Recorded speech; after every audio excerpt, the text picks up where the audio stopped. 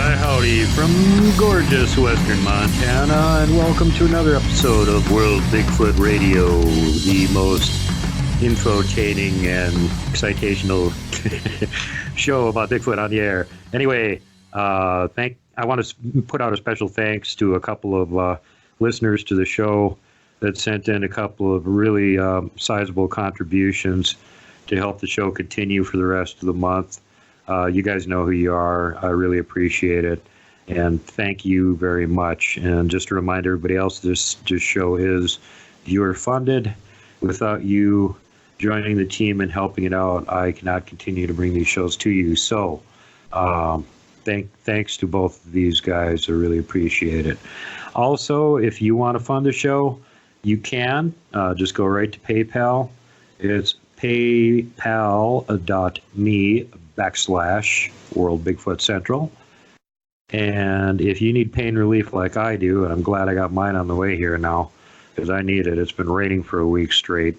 CBD oil. We've got CBD. And if you want CBD, you can get some really good quality, very high quality, 60-day money-back guarantee. And you can help fund the channel while you're doing it. I've got a shop set up for you guys to go to. And it's myctfocbd.com/Duke Sullivan. And if you didn't catch that, go watch it again because it's up on the screen. So anyway, with that, due to popular listener demands, we're going to have the very infotaining and incitational return of multiple-time guest from New Mexico, the man who makes the cryptids run in fear, Randy Caveman Yazzie. Welcome back to the show, bud. Hey, how's it going, Duke? Doing good, brother. Looking forward to it being nice, warm, dry weather here, hopefully much sooner than it looks like it's going to be. So how you been down in New Mexico? We haven't heard from you in a long time now. I bet you all kinds of stuff has been happening down there. Yeah, it's just that I, kind of take classes majority of the time, and I just kind of do that doggone homework that those instructors give to me. So it's a love and hate thing. Every student on earth can relate to that. It's fun learning. I hate my teacher. There's too much work. Yes, it's like also the homework. Yeah, that's what kills me sometimes. I'll be like, why? You know how they say when in the Navajo teaching, it's like if you're going to prove something, you stand on a wall, you stand there by yourself. Now, if you start including others, then you kind of get, others get the feeling that you're lying, like references. And I do that with my thesis and all the thesis writing that I've been doing, and I get references, and I complain to my instructor in the English class and tell them, hey, why do I need references? It just seems like what I'm trying to prove I'm already lying about. So, and then in the math department, taking the college algebra, we're all the instructor's just taking us into like -1 equals imaginary I. So I tell them, hey, man, now, people telling me that references, I need references, and now, I have imaginary eyes that I have to prove in any kind of equation. So I tease my instructors on it and all of that. So that's what I'm doing. I just something to put back. Because of all the homework, all the headaches that they give me. Which, I guess they're getting paid plenty of money. They don't need it that easy. Give it to them. Yeah. So, they tell me challenge. They always like a challenge, so I do that. But when I go into Navajo tradition and history, they're all blank. So I say, okay, let's turn the tides here. So but that's what I'm Probably a lot of our listeners don't know, but for you, English is basically a second language. You speak Navajo primarily. Yes, Navajo is the first language that I speak, and English is second. And just whatever comes my way, I try to learn. You know, there's all these different kinds of teachers out here that I learned, like just to say hello or see you later, or don't want to do your homework. You know. This guy, Trevor Noah, if you know him, he's always, you know, talking about his language, with having the click in there, and we do too. And then it just sounds like we write it with a K with a like apostrophe right next to it, so it makes the sound like Bigfoot wood knocking. Yeah. So that's the Bigfoot wood knocking sound. Now we know how to write it, K with an apostrophe. So that's what it gets. You know, we start laughing about it. You know, just having accents. You know, just saying the Navajo with in the service. And so we used to do that also out there. But I went out to town. Did he teach any of those super powerful German swear phrases? No, they didn't. They probably dang it. Said, hey, you know, Caveman, you had the perfect opportunity. Some of them are so bad you could stun a cryptid with it. I just do my low growl, the human growl that I call it. And then they stop in their tracks. I just go, eh. It's just like saying hey in a low voice. Eh. Yeah. And then they just stop right there. But that you know, it's funny, you know, the language. And then when I get my degree, then I'll be teaching it. Fun. So well, there you go. That'll be some fun stuff to do in the future. You know, other than the boring stuff like investigating cryptid reports and chasing Bigfoot off the property. Let's talk about some of the boring stuff you've been up to with Bigfoot. Well, where do I start on that one? Well, let's get us up to date with interesting reports from around the res and around your area down there in New Mexico. Since the last time we talked to you, I'm sure there's been a bunch of things that have happened. There's reports of to the south of me, about maybe 30 miles. There's a place called Anasazi. There's always it's a village right by the mountain. They're always reporting them coming down or walking towards the east, which is like barren area, and weird. All here like just, you know, conversating in between a person from Shiprock, which is the northernmost part of the Navajo reservation, northeastern part. And yeah, you're pretty close to there, so that's sort of your territory, right? Yeah, that's close to me. So they have been telling me that those Hostines are coming down from the mountain, they take a route, you know, they don't go right by straight to wherever they're going to go. They take their routes, like through more ravines, concealed roundabout. Yeah, more concealed, and they go through there, and they end up back over here, which on one side I have a real big canyon-like area, which is called the Chaco Wash. And on the north side, that's the south of me. And on the north side, I have the San Juan River. And I live right in between on top of the a mesa. So they go back and forth right there, but, you know, it just seems like they'd be crossing through It just seems right in my area. And I do believe that I probably moved there. I didn't know that, I moved into where their traffic area is. Yeah. So, but they've been telling me that what they have started to observe is whenever there's only women at home, then these things will come around. Oh, good Lord. And it's usually in the evenings that they come around.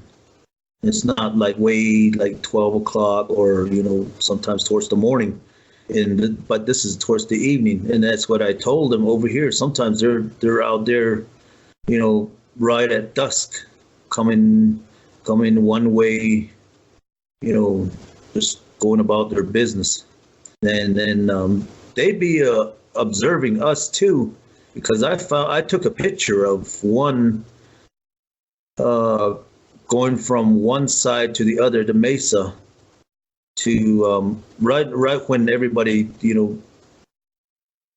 went to town or whatever, when the traffic through our area, our village is kind of not like Pueblo villages or anything. We live all scattered, but they tend to find their way through there. And I took a picture of it 11 o'clock at almost noon, and that's when the traffic had died down. Oh, that's the sequence where you were chasing him across that road and you couldn't catch up to him. Yeah, it saw me and it took off down towards the main San Juan River. And yeah, it was gone. It knew where to go. So that was that, and the young lady that was telling me at a store, the conversation just when they see me, it's like the ones that know me, they just start a conversation. Hey, Caveman, this is what's going on at my house. Can you come over? And I try to do all the investigations, because the main thing that we experience over here is they come over to the houses, like the residents, and start peeking in the window like peeping toms. And yeah, you got a good picture of that one over your shoulder, one peeping in your kitchen window looking at you. So apparently they don't just do that to you, huh? Yeah, they don't do that to just me. And if I was to count how many people were there, I would say that 75% of the Navajo reservation has had an encounter based on, what people have told me. And it's just not only me. And if you start to talk to any enthusiasts, they'll tell you just straight out, this happened to me, and then this happened to me. 2 days later, this happened to me, and then the next week, this happened to me. And, that's how the conversations are. So it's just not like, I saw one running in the bushes one night and I went about my business. It's like they come to the houses. And I started telling them, just feed your dogs about 100 feet away from you. They'll keep out there. So, well, it's quite obvious that you've got them around your house. I mean, judging by the picture, which I'm showing everybody right now, of your castle sitting there on top of the mesa, lit up like a military base in Iraq or something. Like you expect there to be razor wire and machine gun turrets the way you've got that place lit up. So it makes me wonder how Bigfoot ever get the balls up to try to get anywhere near your house at night. As for me, I kind of live in a bowl area. So, my neighbors can't see the front of my door or what I'm doing on this side. I could walk outside with just only my skivvies on and nobody would see me. And I only see the top of their houses also. So, that's how far away I live. That's about maybe an eighth of a mile in a bowl. And even when I have all that lighting outside, I have two street lights behind where they had come up. real old military orange lights, and they still come around. They still come up, and they just, want to wander around the house. Hey, what's the caveman up to nowadays? So you think they're every just? Time you change. You got the San Juan. How far is the San Juan from your house? Oh, well, it's like a step down. There's two ledges. With the first ledge would be like the top of the mesa. The second ledge would be the middle, and then you go to the bottom, which is the San Juan River area. So going through all of that is probably about maybe half a mile. Oh God. So let me think about this for a second. San Juan River, that's a main big waterway there. So of course this is like their local freeway or super highway. They're coming and going along it, and they're like, "Hey, is there a truck stop here? I'm kind of hungry." "Oh yeah, Caveman's pit stop is up there on top of the mesa. You can get water and horse feed, and you can break tiles behind his house and cause mischief, peek in the window." Yeah, mess with him for a while and come mess with continue him. On mess with the livestock, let the dogs off the chains. Yeah. Or tie the chains together. Tie the chains together. Let go of the dogs. So that's what, they do. And one thing, like you said, they used to bring them Anasazi shards, the little pottery, half broken, or all of these, which they don't know that the Anasazi is anything Anasazi is bad omen to the Navajos. We don't touch them. We scoot it back away if it's brought, or anybody, just not anybody will handle those. But they used to bring them around and put them right, sometimes at the doorstep, sometimes in the back of the house, and make sure it's out in the open. But now, after I had put tiles in my house and I left the ones that I didn't use in the back of the house, now they're going on that side and then breaking them tiles, and then keep on breaking them until I think they can no longer break them, because sometimes I see them little tiles broken down to about maybe half an inch size. Just a little pile. They'll make a little pile and continue on. And that's when I know, there's no other person that would just sit there all bored and crack tiles. Yeah. So, in the middle of the night, sit out there and crack tile. Yeah. Crack tile. In the middle of the night. So and I'm thinking they go to the house in the wintertime because of the heat that would be coming out the cracks of the houses. So in the wintertime, that's when majority of the time we see them. That's what I noticed at my house. They'd be coming in close, and I built this new house with some windows, some big windows, and I had to cover them back up with some real heavy curtains. And they seem to just stand from there, trying to look in to the crack of the curtain. Put a thorn bush on each side of the window. Yeah, I try to put nails down. Oh God! Well, don't hurt them. Just dissuade them. Yeah, right underneath the windows, yeah, so they can step on it. Yeah, step on that. Well, you get a good DNA and blood sample off that. Yeah, but before, when I used to live in the mobile home, man, those dents that are underneath the window, by the window, to the doorway, all those dents are somewhere around about 5 feet or 3 feet. All of those, they put a dent, and they even had the hand mark in the back of the house where I was doing my homework. They, I guess that one had been looking at me, through the window all that time while I was doing my homework, and I had the window all open, and I never knew.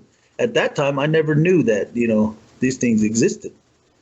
Just it was just when you see them off in the distance, like what I was saying one time, that they would bother our faces. But that was in a different area, which is about maybe 100 miles away over past the mountain.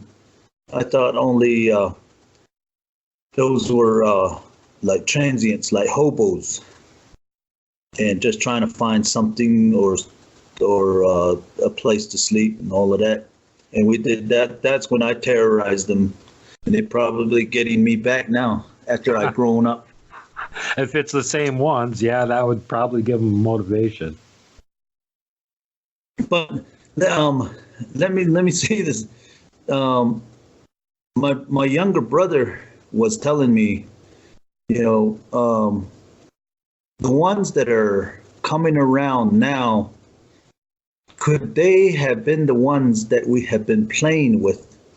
Because if you played with or that game called Kick the Can, any most of the country folks that might be listening might relate to it.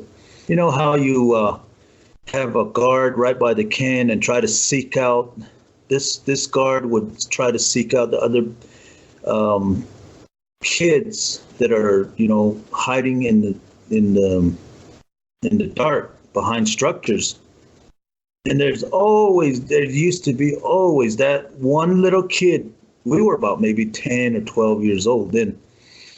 This one little kid, about the same size as us, used to come around, and he never really spoke.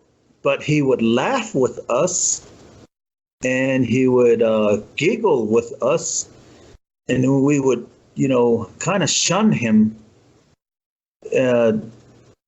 Just like, we thought that this little kid that came around was one of the neighbors' kids. And we always used to wonder why he used to wear a jacket in the middle of summer, he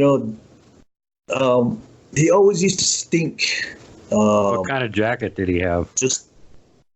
He had a hairy jacket on. So this didn't look like a hair. That's what I mean. It didn't look like a jacket. It looked like hair, is what you're saying?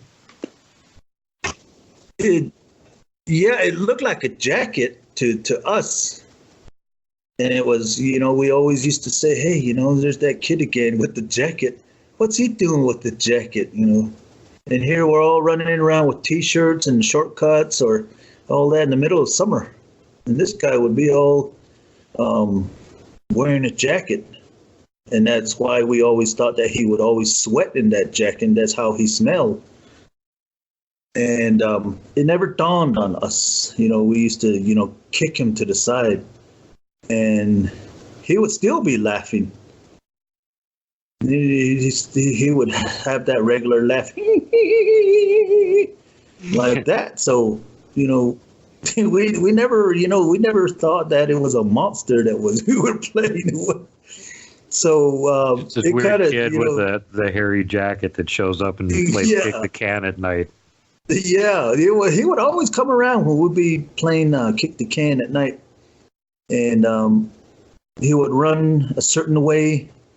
Always ducking, but he was fast. He was the person to hide behind if the guard of that can started to come your way. He would take off, and then you would take off with him too, or grab him, put him back down, and you take off. And then he would follow, but then he would kind of always be in a happy mood kind of way. Be giggling. He would be giggling. You maybe didn't have any other Squatchlets to play with, and you were the only kid. Maybe, there was a whole bunch of us at that time. Just a little tribe of our own.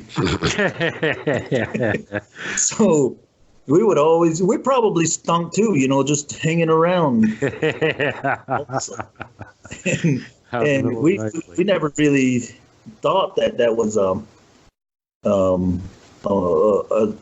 squatch, a baby squatch or something like that, the baby Hosteen. So we used to play with that little one. And then all of a sudden he would disappear, and then people would say, where did he go? And then we would always try and find his stash too, where he might put water or his little lunch or whatever, and we would try to follow him, and he would take off from us and disappear somewhere, and then he would come back again.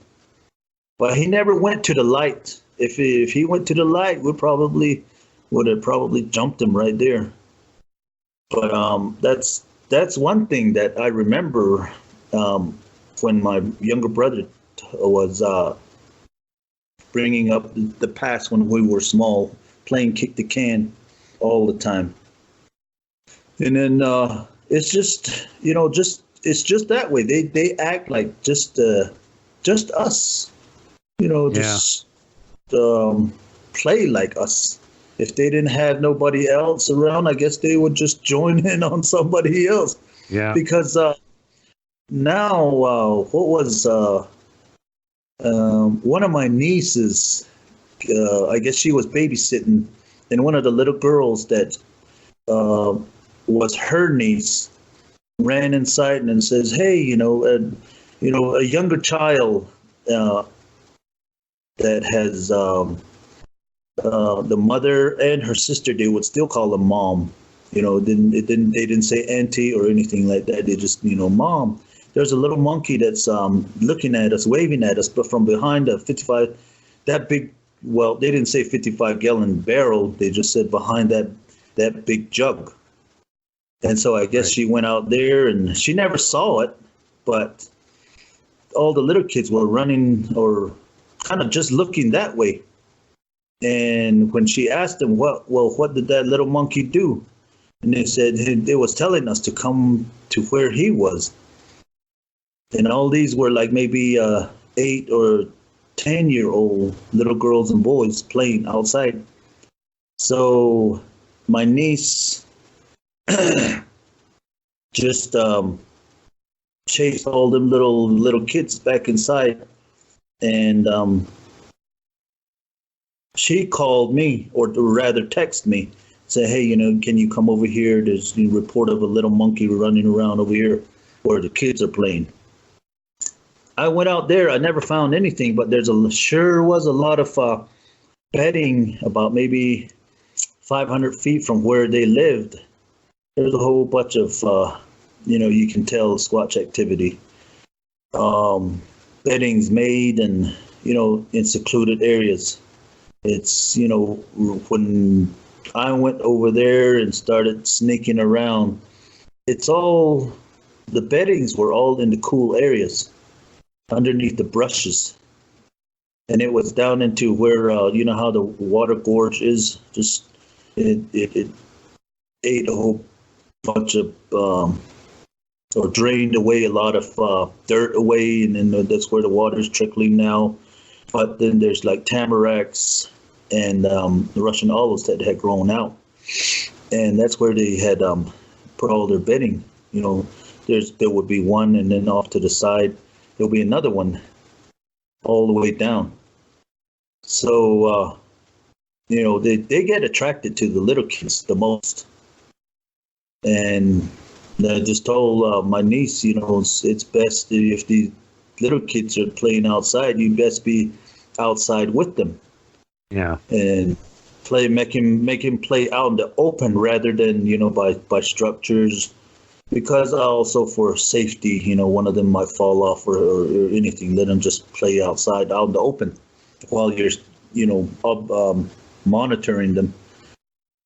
And so that was one of the things that, had happened. And just like I said, they act like those little kids of theirs, they act just like us. And, it's just, they look like us. They're still kind of darkish and have, sunburnt looking.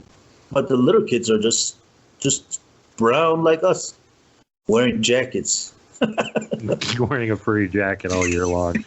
Hey, one thing I want to get back to, you brought up a couple of times, and we never really went any further with it, and that was the Anasazi thing. They bring you the pottery, and you're not too happy to get it because it carries like a negative connotation.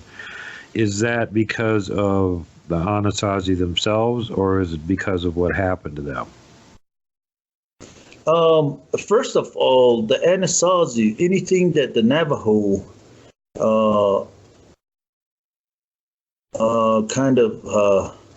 or when they look at the Anasazi, they're dead